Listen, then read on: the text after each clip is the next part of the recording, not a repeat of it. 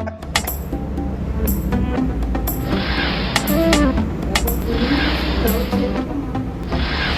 bosan berbeda? Positif, Hmm? positif. Ya, Assalamualaikum warahmatullahi wabarakatuh. Bagaimana kabarmu hari ini anak-anak? Sehat? Alhamdulillah. Pada kesempatan kali ini kita akan belajar tentang dampak asap kabut bagi kesehatan kita. Jika nanti dirasa video ini bermanfaat, silahkan like, share, dan jangan lupa subscribe ya. Oke?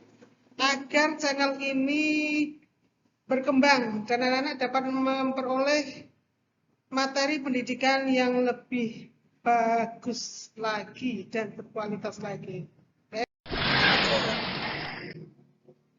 Nah, anak-anak perhatikanlah video itu, video yang nampak ya pada slide. Ini adalah contoh asap ya, asap. Atau nanti bisa menghasilkan kabut ya, kalau banyak sekali. Oke. Jadi, kabut asap merupakan asap dan kabut yang bercampur menjadi satu. Kabut adalah uap air yang berkondensasi atau mirip awan yang melayang di dekat permukaan tanah.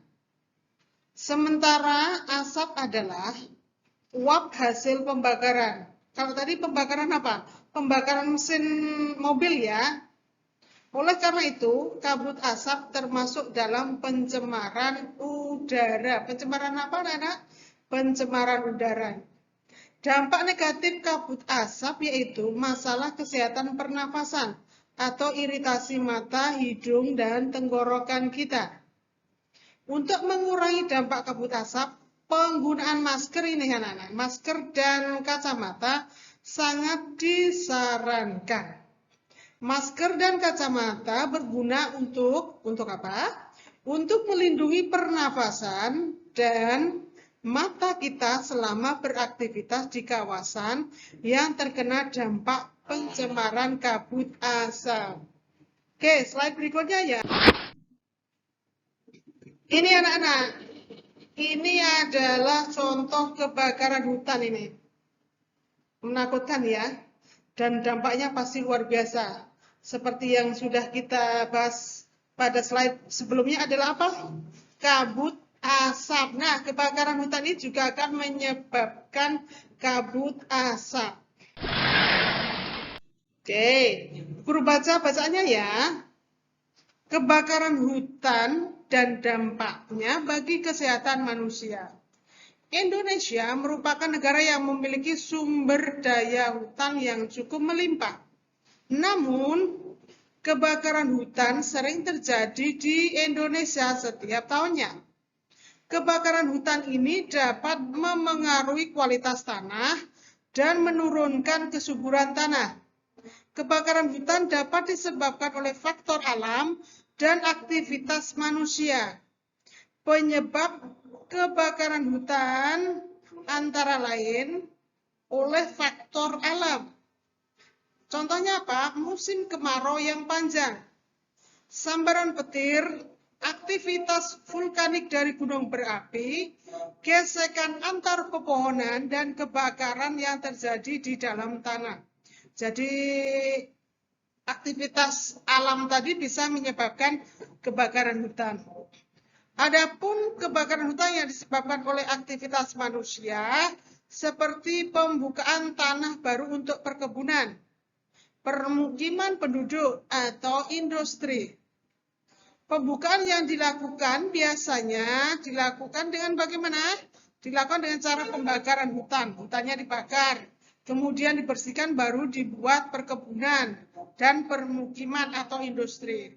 Selain itu, ada beberapa tindakan manusia yang ceroboh sehingga mengakibatkan kebakaran hutan seperti membuang puntung rokok sembarangan. Jadi setelah merokok, orang itu tidak mematikan puntung rokoknya, tidak dimatikan, tapi langsung dibuang. Nah, ada daun-daun yang kering, itu bisa terbakar dan menyebabkan kebakaran hutan. Sudah paham anak-anak? Kita lanjut ya. Ini. Atau juga nih aktivitas lainnya adalah lupa untuk mematikan api ketika melakukan perkemahan di hutan. Habis memasak, kemudian tidak dimatikan apinya.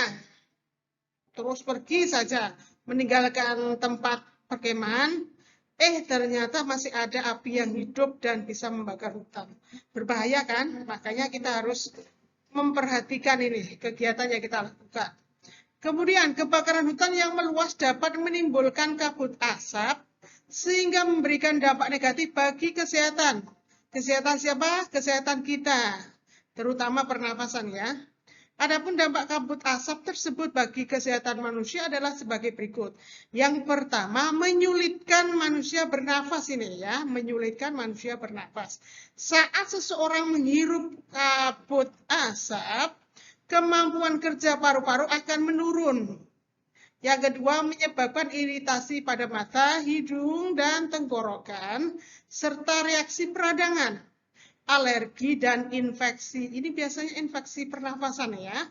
Yang terakhir adalah menurunnya daya tahan tubuh akibat menghirup udara kotor. Jadi kesehatan kita menurun, kita akan mudah sakit ya. Lanjut.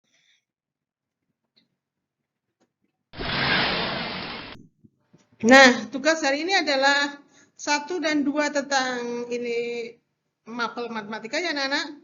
Kemudian 3 sampai 4 itu tentang apa yang kita pelajari hari ini. Mudah-mudahan anak-anak paham dan bisa menerima materi pada kesempatan kali ini. Atas perhatiannya Bu Lestari ucapkan terima kasih.